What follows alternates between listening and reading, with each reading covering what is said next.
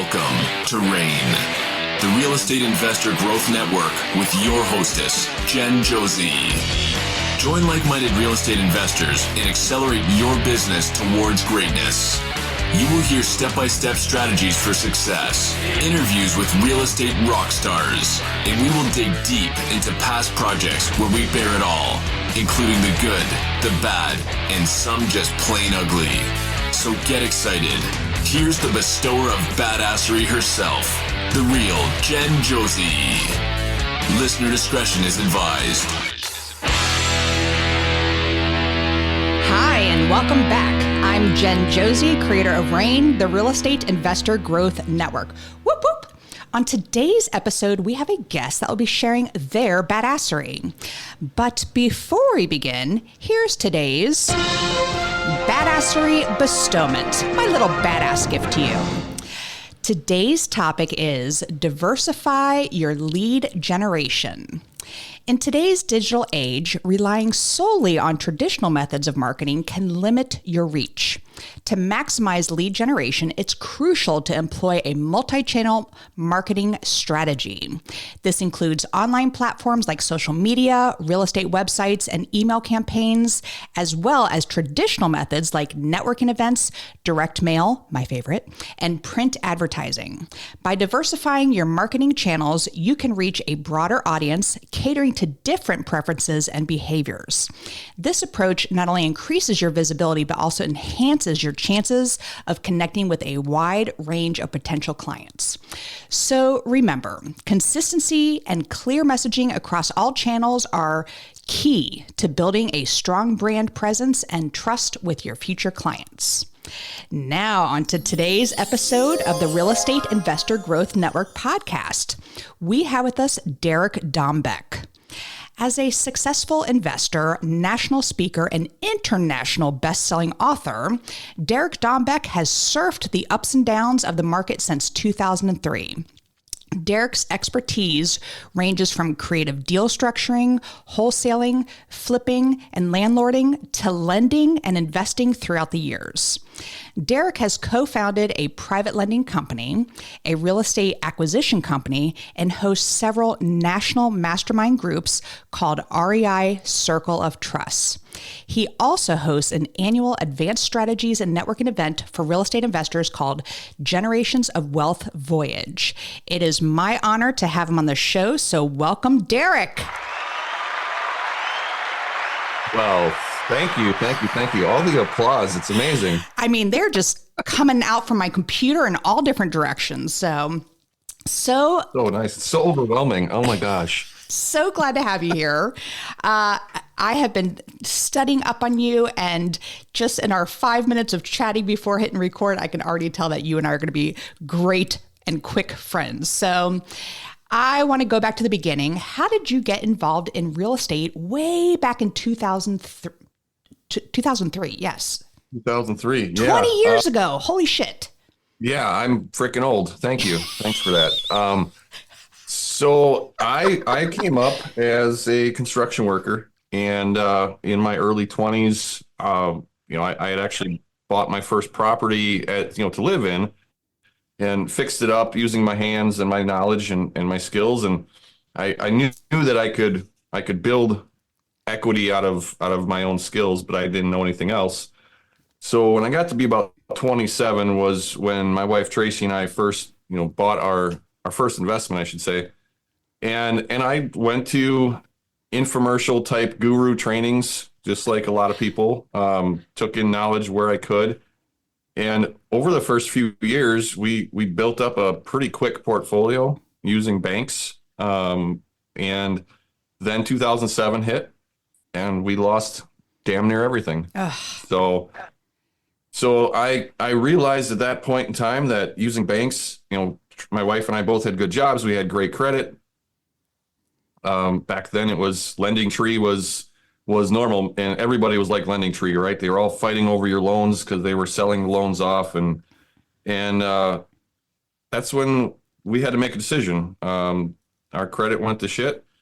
Everything went to hell in a handbasket, and we either had to quit or figure out a different way. And we don't quit. So I really dove deep into creative deal strategies, how to control property or buy property without using banks.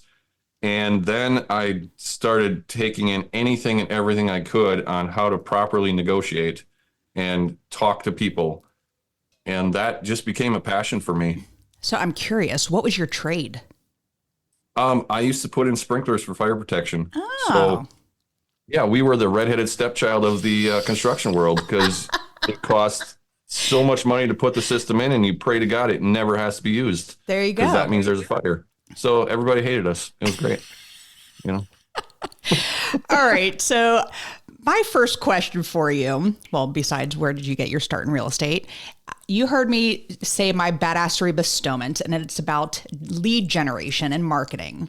And I'm very curious because I've been in this only since 2017, but I'm curious how your marketing has evolved over the last 20 years. Well, we used to advertise in newspapers. That was this fancy thing with print in it, and if you got wet, you could get your fingers black.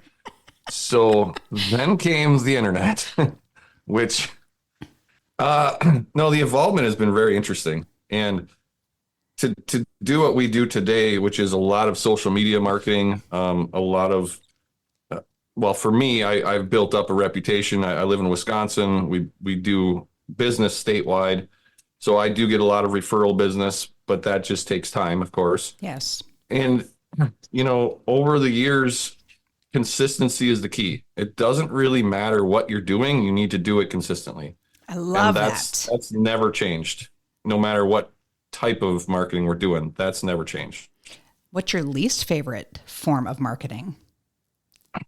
I don't really enjoy cold calling. Me and neither. it's not because I can't do it. It's because I don't have the time for it. Like I'm very, very good on the phone and very modest about it apparently. But but I like to talk to people that want to talk to me so they're warm.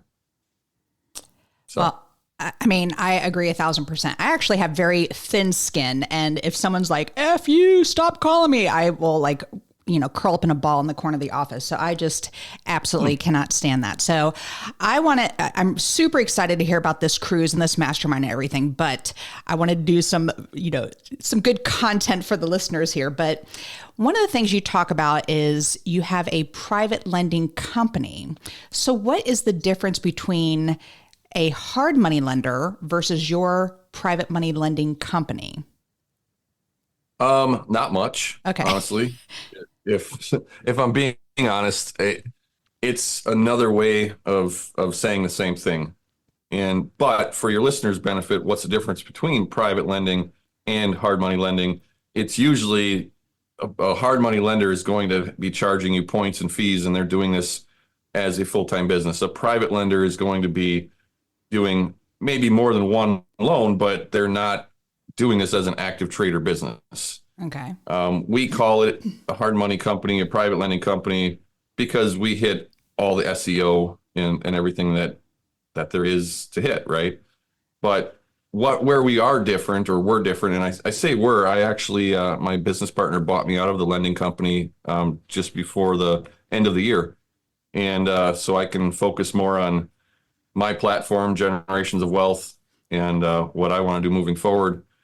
But the way we ran and the way Jeff still runs it is we raised private capital for our own deals for years. And then we had more private capital than we had deals. Then we started a lending company, and it just organically grew over time. So we never had any institutional backing or any banks or hedge funds or honestly anybody with their thumb on us deciding what we could or couldn't do. And that was really important to our clients, because we could work with our clients not if, but when they had challenges with their loans. You have to be careful if you're borrowing money from a hard money lender that's just going to sell your loan off to a hedge fund. When you run into a problem at the tail end of the loan, maybe it's a 6-month loan and you need another month or two. If they sold the loan, you don't have anybody to talk to, and they'll just start a foreclosure and you lose the property. So it's very important you vet who you're borrowing money from, don't just get excited because they're willing to borrow you money. You really need to vet them and make sure that it's a mutually beneficial relationship. So important. And I appreciate you saying that. And I've heard horror stories from, newer investors out there that pay someone $5,000 prior to borrowing their money. And I'm like, absolutely not. That's going to be tied into the actual loan, et cetera. Because yes, you do have to pay to borrow people's money, but what are some, and you said some great things, especially in the volatile market that we have right now. I personally have a property that's been sitting, I think we're on month 4 now, maybe even month 5. Shit. And it's stressing me out, but we have a loan with a dear friend who is our private money lender and who is also an investor. And he's like, hey, I know you guys are good for it. More money for me in the end. So it's costing us interest, but our profit's going down, but his interest is going up.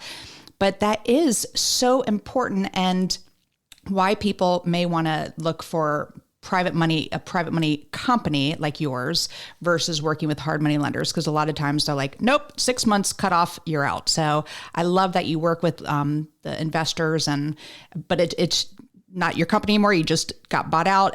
But what is the name of that company? Best REI Funding. Okay. And Best REI Funding does predominantly they're lending in the state of Wisconsin, but money can be raised from anywhere. So, we've always had investors from around the country, but we liked to stay regional because until we kind of had a stranglehold on the entire state of Wisconsin, there was really no reason to go to a different area. And it's very important when you're lending, you want to have boots on the ground that you trust, and you want to have, the number one rule in lending: don't ever lend money on something you wouldn't want to own yourself, because someday you might. And you don't want to get out of state where you can't necessarily control something. Very well said. All right. So I asked for a couple bullet points, and you even brought this up when you're talking about things. Before 2007, you were borrowing from banks, and banks were a large, part of financing your deals. And then you got into creative financing, which I would love to dig into here. But first, I want to talk about negotiation. What are some good negotiation tactics? And is this to find money, to structure deals? Give me all your good negotiation jargon here. I would love to get some good nuggets. Okay, so to preface it, it's good for anything you're trying to do, regardless of buying, selling, raising money, dealing with bankers. It doesn't matter. Getting your husband to make the bed in the morning, that's a negotiation. 100%. Okay. Trying to get your kids to go to bed on time. When you actually know how to become what I consider a master of negotiation, it has nothing to do with being, tricking people or trying to, be that type of a slimy car salesman, right? Everybody kind of can get that mental image in their head. For what I consider a true negotiation is nothing more than having a social interaction and solving people's problems. And you can't solve people's problems if you don't know what their problems are. So you have to get people to open up enough to where you can solve their problem. So if I'm buying a house, that's the most common thing that your listeners are probably involved in early on in the conversation. And I do the majority of my negotiating over the phone because I do buy around the state of Wisconsin. I'm not going to drive 2 hours to go look at a house if I don't think there's a strong chance we're actually going to buy it. Okay. So the majority of what I do is over the phone. But early in my conversation, Jen, I'm just going to role play with you. You're the seller. I'm going to have my elevator pitch, and it's going to be, Jen, we buy houses in several different ways. All cash is not a problem, but that typically is our lowest offer. If that doesn't work for you, we could look at taking over debt payments if you have some debt, or if you don't, we can make payments to you over time. And in some cases, we could actually just lease your property and buy it at a later date, which works really well with landlords that are trying to offset capital gains taxes. I say all that just so you know there's multiple ways we can help you, but I am going to have to ask you some questions that most people maybe wouldn't ask you. Is that okay with you? Sure. What you got? And elevator pitch. Okay. So what I just did is I told you there's multiple ways I can help you. And when I start asking questions, you've already given me permission to ask you the hard questions. So if you get, 15, 20 minutes into the conversation and you're talking about their debt, or if they're behind on their payments, or their dead grandma that willed it to your cousin and he's pissed off at the world, all this personal stuff, if they start getting antsy on you, you can always revert back to, hey, Jen, remember when we first started talking, I mentioned I was going to ask you some questions. That's just so I can help, solve your challenge. And it just takes it back down to a calm, rational conversation. And then people will just spew more information than you can possibly use. And you listen. And when they stop talking, you ask a question and then you shut up and listen again. And that's how you create the deal structures to solve their problem, because you don't find creative deals. You make creative deals by solving problems. Wow. That is gold. I kind of want to call you Chris Voss, because that was just like... I taught Chris Voss everything he knows. Chris Voss wrote, oh my God, what's the name of the book?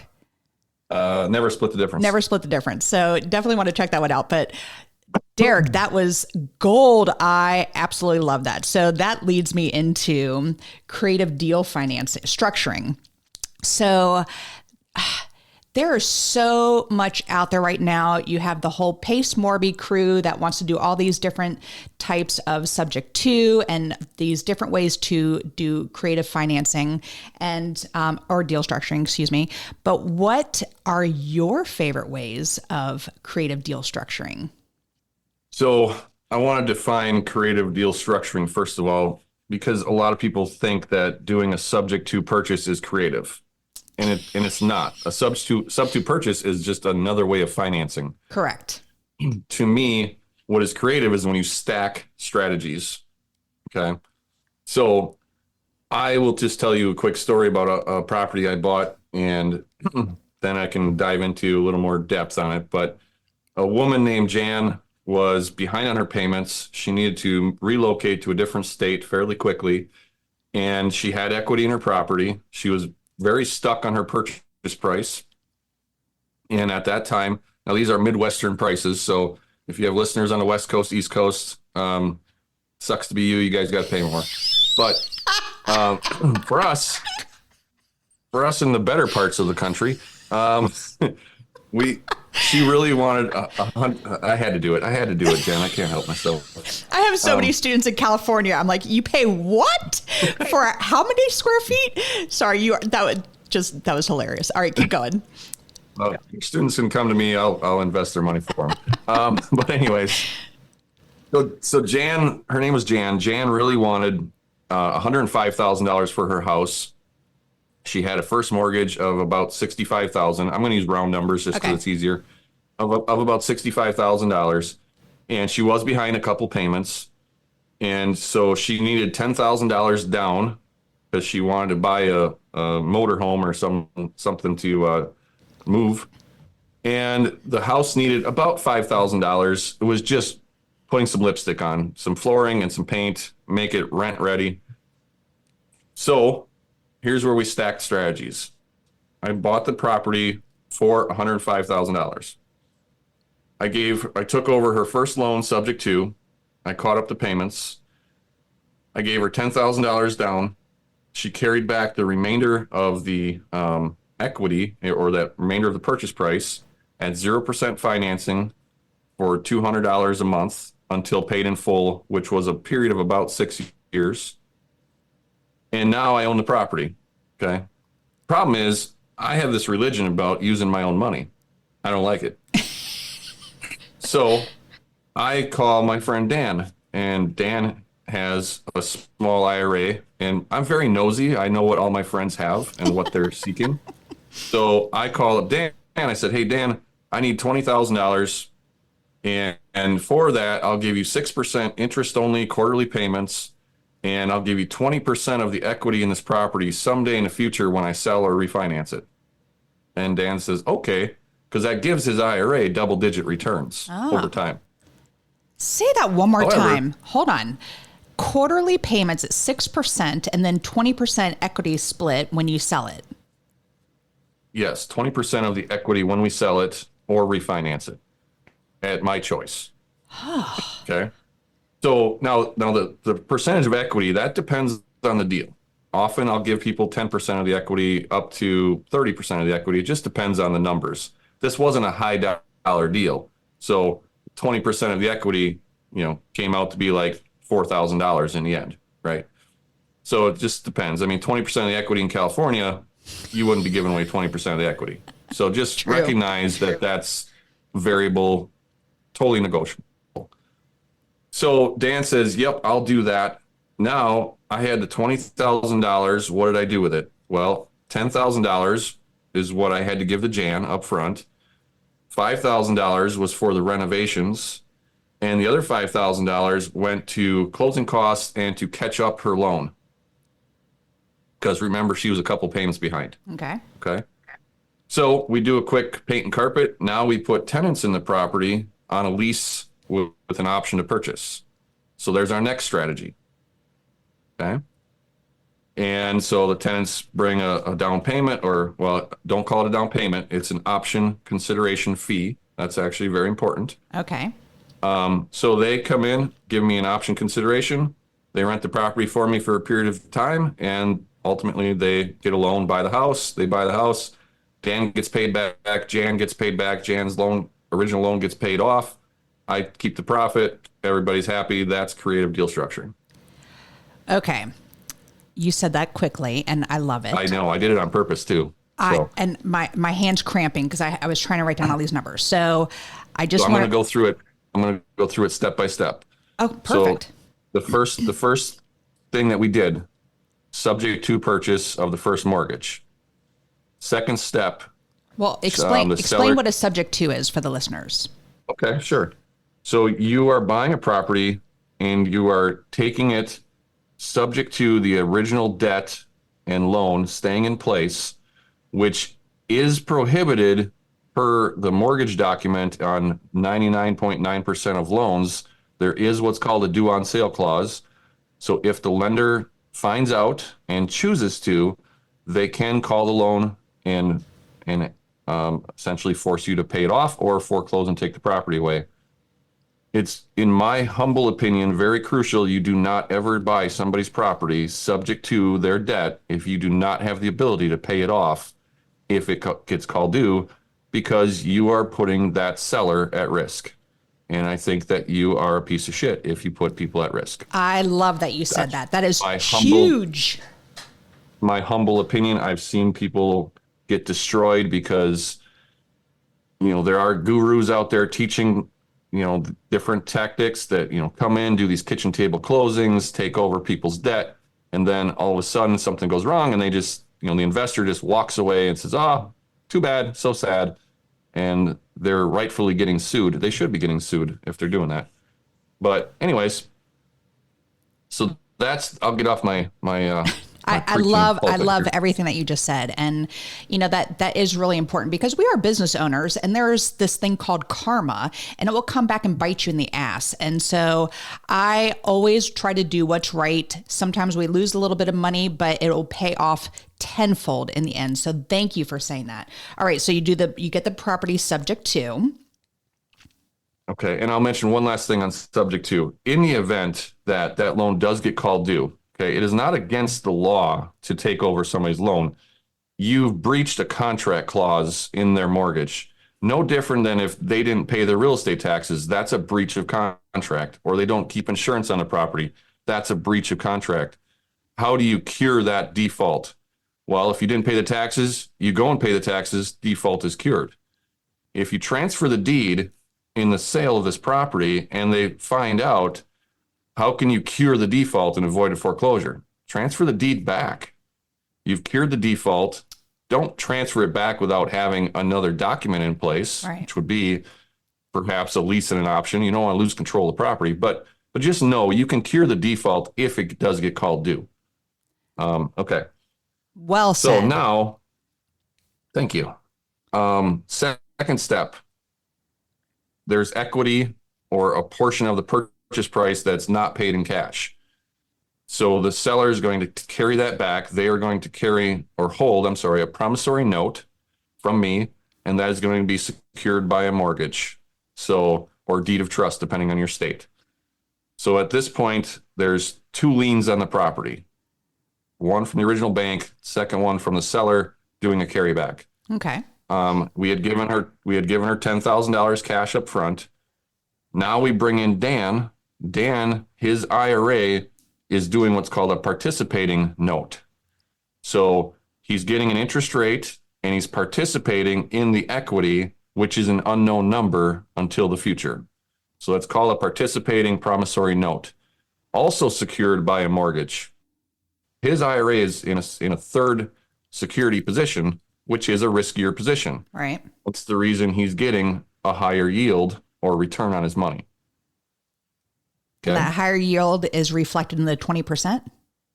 It's reflecting the 6%, which he's getting on a quarterly basis, and then the 20% of the equity in the future. Okay. So depending on when the property sells and what it sells for, that's going to determine his final return on investment. But his minimum return on investment is 6% because he's getting that quarterly. Okay. So even if the property tanked and there was no equity or sold at a loss, he would still be getting his 6% return minimum. Okay. Got it. Okay. That's why I like that structure. It's got some pluses and minuses to it, but there's can be some huge upside for Dan, but at least he's getting that fixed rate in his IRA. Good.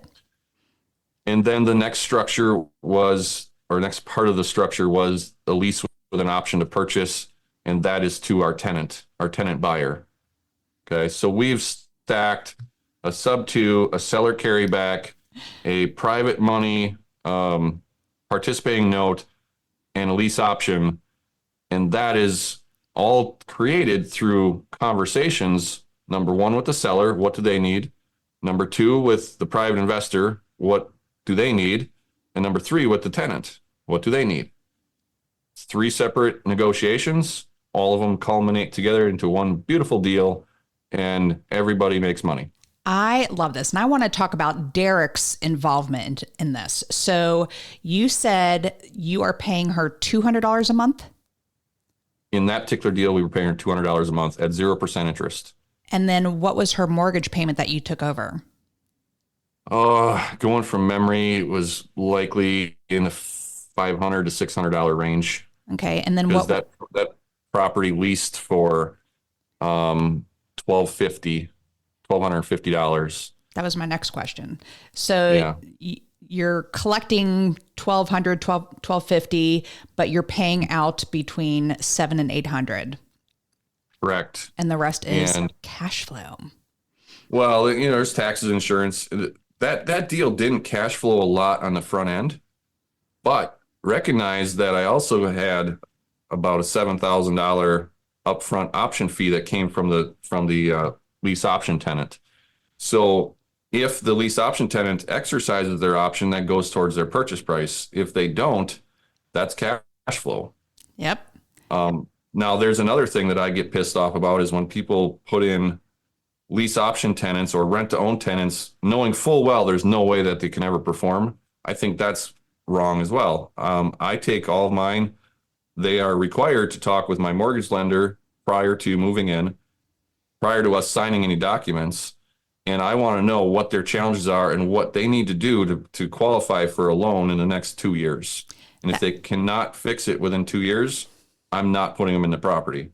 So that was my next question, because we have a crisis in the U.S. of affordable housing and people who have really shitty credit and they can't even qualify for a loan with a bank. So these are great options for them. I'm thinking of a student right now in California, actually, who's looking for a property and who wants to do rent to own, lease to lease option. But what you are doing is you're providing, they may make great money, but they don't look good on paper, and they will make the payments. They will do that. But I love the extra step that you do and have them have a conversation with your mortgage broker and, to get them on a path towards home ownership, which I think is so, so important. So I'm sorry, I cut you off because I got so excited. Well, and in doing that, at that point, they can get set up with credit repair if that's what they need. Sometimes it's not credit. It could just be they need a longer job history, or they're self-employed and they need 2 years of tax returns. There's 1,000 reasons, right?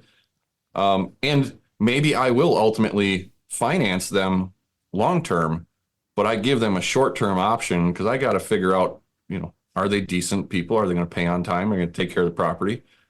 But, the goal is to have them own that property in the future. And we have a high success rate because we take those extra steps.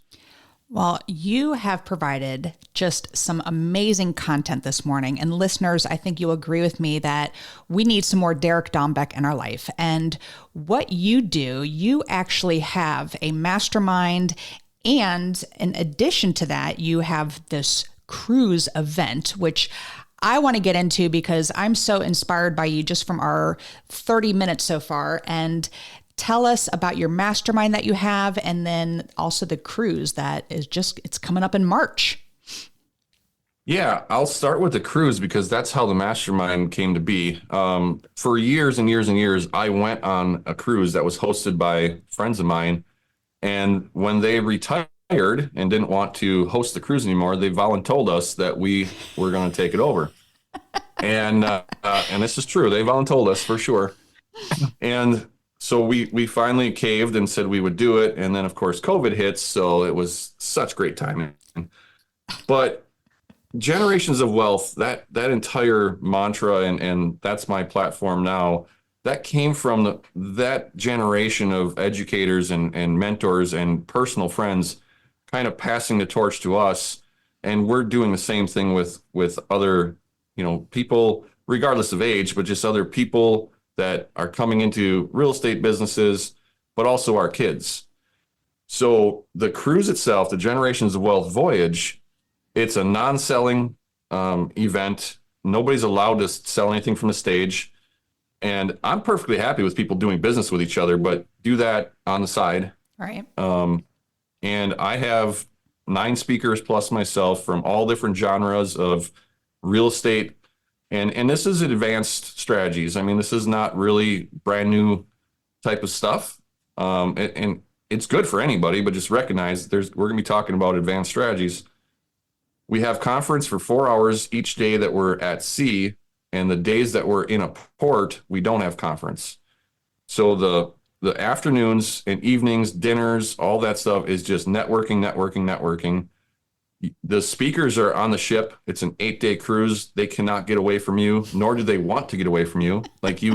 Where do you go to a conference where you can listen to a speaker and then go have a beer with them by the pool or a Mai Tai or whatever and help, pick their brain. They're going to get to know you. In the evenings, we do these optional town hall sessions, which are more interactive and a lot of fun. And we always have some extracurricular activities. I think this year we're having a glitter night or shiny object night or something where, everybody's dressing up in sparkles and bling and sequins. So we like to have a theme night and, walk around the ship and people look at you like you're goofy, but who cares? Nobody knows you anyways. So, but the thing I'm most proud of, Jen, is I encourage people to bring their families. Kids that are in the 10 to 17 range can sit in on the conference free of charge. There's absolutely no problem with that. I love having it. We have, I believe, 16 kids on the ship so far that I'm aware of. There might even be a couple more.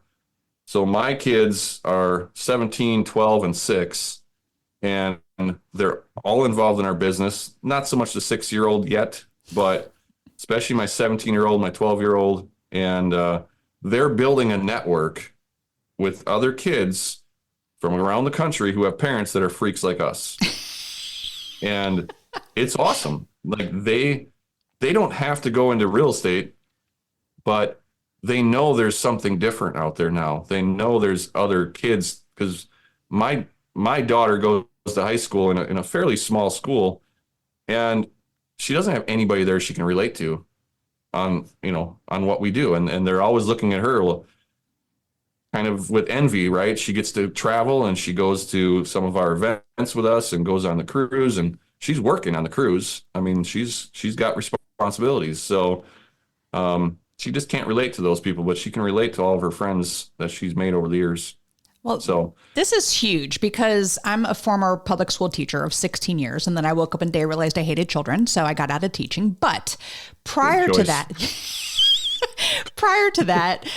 the, you don't learn a lot about financial freedom, entrepreneurship, these type of things in the public school systems. And I think this is so important. I was part of an education program where they started including, teenagers in it, and what a great idea. So Derek, my applause to you for, including them and doing this, because it's generations of wealth, exactly as you were calling it. And you have your logo behind you, and it's a tree, and there's lots of roots there, because that's what you are planting as those roots, and they are growing. And I just love every aspect of that. So how do people sign up to be a part of this cruise?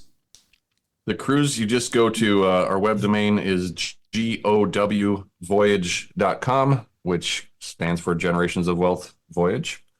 And, I know that our block is filled up.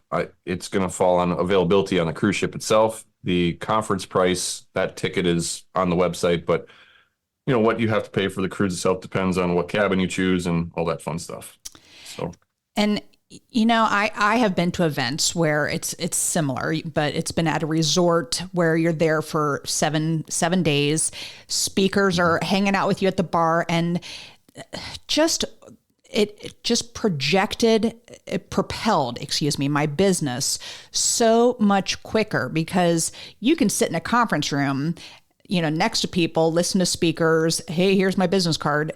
But when you are spending quality time with them, after hours, that's, I think, where the true magic happens. And I just think this is such a cool opportunity. So thank you for creating this. And then tell us about your mastermind. So that's really how the mastermind originally started, which we call the REI Circle of Trust. It started out as a group of friends years ago that we decided, hey, let's get together every 6 months. We'll rent a really big house. We'll all stay together for 4 or 5 days, and we'll have this round table session. We'll be each other's board of advisors. And as that group did that for a year or two, other people started asking us, well, how do we get involved? And we said, well, you can't. It's an invitation only, and there's no room. So Circle of Trust Group 1 and then Group 2, and it just grew from there, right? So it's the same model. Each group, we cap them at 10 business units, which gives us about 17 to 20 people total at a retreat.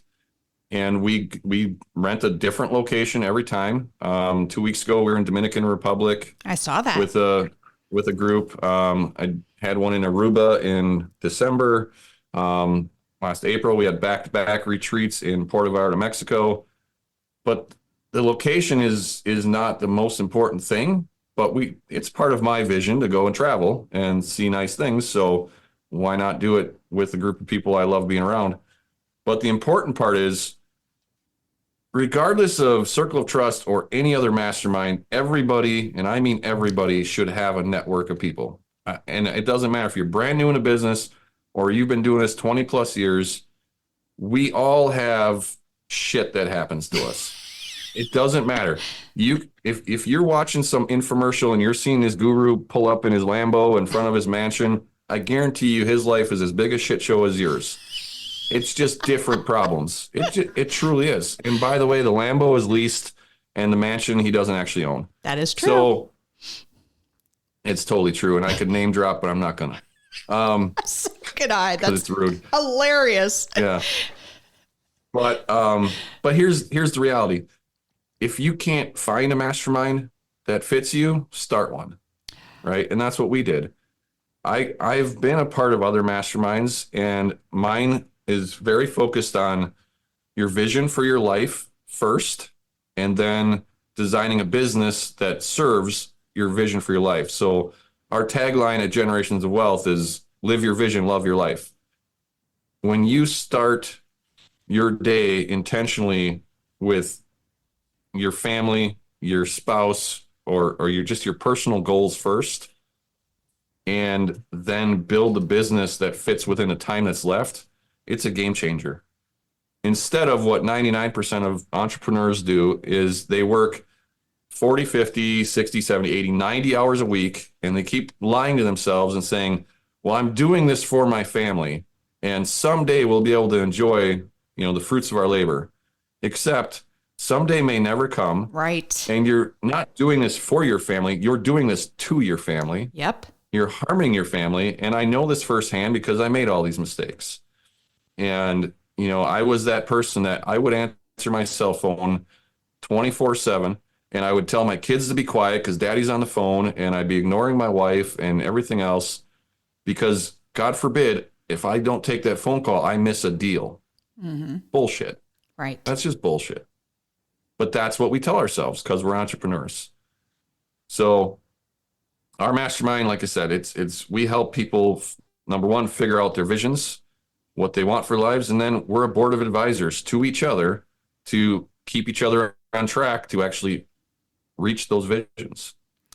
Well, I think this is a great segue into the second part of the podcast because I am so impressed with you and I can see why you are so successful at what you do by offering this mastermind. I really need to check out this cruise. But the second part of the podcast is what makes Derek Dombeck a badass, which clearly you are. And I use the acronym BADASS, and the first letter is B for book. What is a book that's made a huge difference in your life? And I know you have a giveaway, by the way, coming up, but we're going to put that at the end. So what is a book that's made a huge difference in your life? When I got into really studying negotiations, I took in anything and everything, but I really loved Oren Klaff as the author, and his first book was Pitch Anything. And Pitch Anything opened my eyes to a lot of what's called frame control, how to control every social interaction, and I loved it. His follow-up book was Flip the Script, and that was great too. But that was one that just always sticks in my mind, and I refer it out to people often. Very good. I'm going to have to check that one out. All right. The first A in badass is for advice. You've given us some amazing advice, but what's the best piece of advice you've ever received? It was my father, and he passed away at 64 years old, and I was in the middle of losing all of our shit when he passed away. But his advice to me always was, you always do what you say you're going to do, regardless. You take responsibility for your actions, regardless if it was your fault or not, and never quit. So and that's what we do. I too lost my dad he was 62. So yes, very, very young but great advice. Thanks, Dad, for that. All right. The D in badass is for drive. What drives Derek to be successful? I would say early on, it was trying to prove people wrong. And that was always, I always had those people that would say, you're not going to do it. And I just proved them wrong. But that's changed now. I mean, I truly have a passion for teaching and helping people, and all the shit that we've gone through. I know I can help people avoid, and that's people ask me, why did I sell out of a very, very good lending company, a very great business? That's not my vision anymore. My vision is generations of wealth and helping people. So it's not about money at all. And that's very evident in everything that you have said on this podcast. All right. The second A in badass is for aspiration. I'm a big goal setter. So what is a goal you are currently working on? My goal is to expand my national platform and expand my reach. We're the Generations of Wealth podcast will be launching around March 1st. And so I love being a guest on badass shows like yours and other people's shows. But I also now am recognizing that I've got a platform that I can spread more knowledge.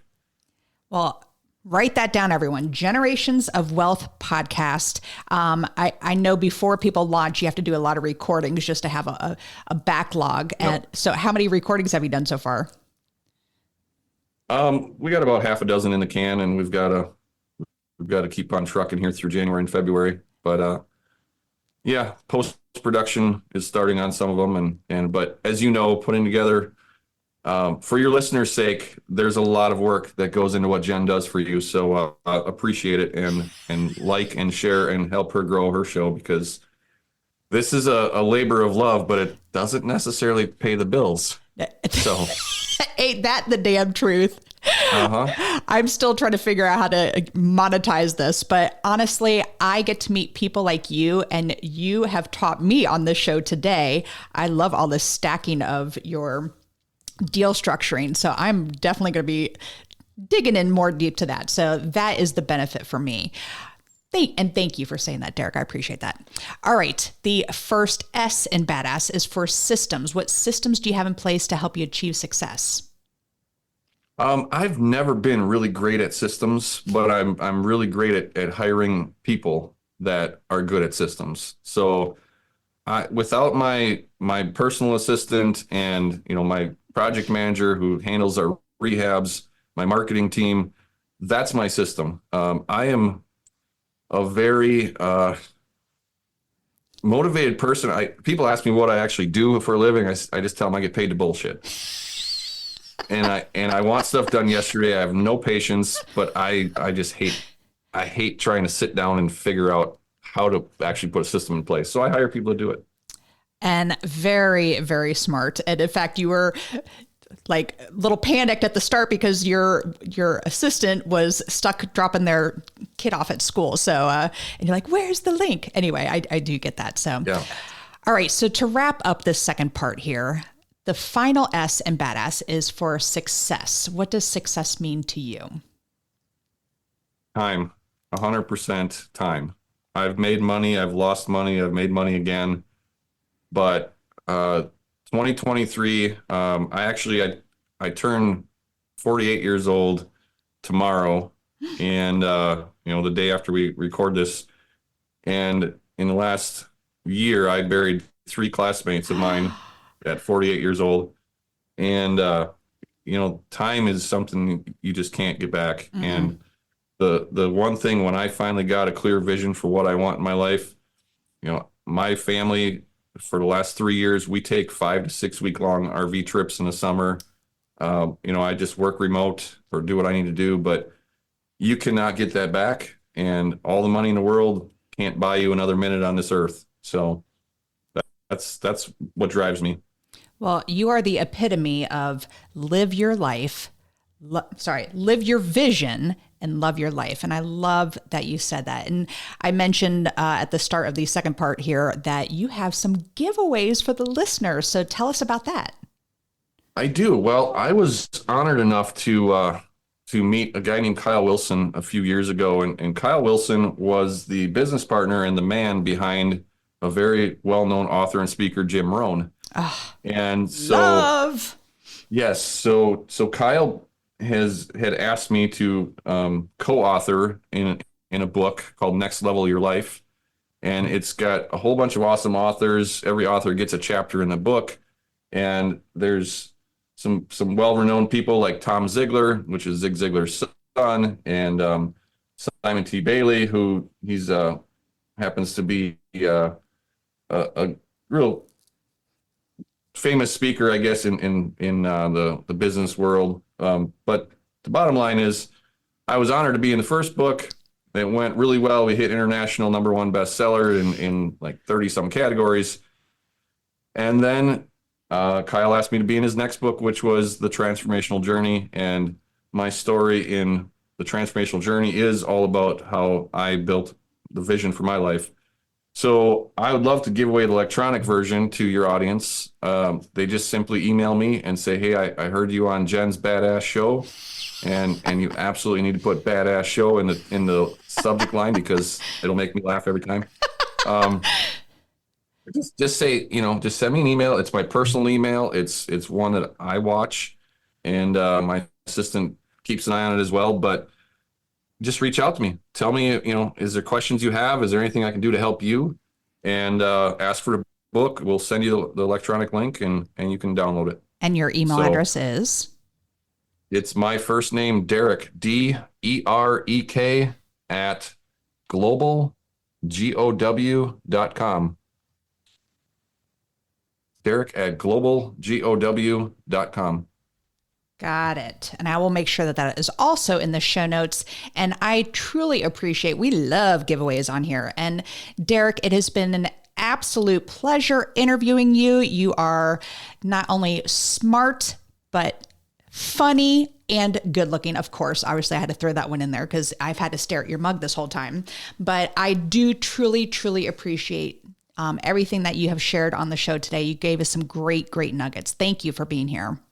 Well, flattery will get you everywhere. And thank you for having me. I appreciate it. And hopefully I'll get to see you on a cruise soon. So thank you. And that is all. Thanks for listening. And we will catch you on the next episode. Now go out there and share your badassery. And don't forget, make it a great day. Take care. Bye-bye. Whoop, whoop. Thank you for listening to RAIN, the Real Estate Investor Growth Network. Be sure to subscribe on your favorite podcasting platform so you never miss an episode. If you need more badassery, you can follow Jen Josie by visiting therealjenjosie.com or become a member of RAIN by registering on rainmastermind.com.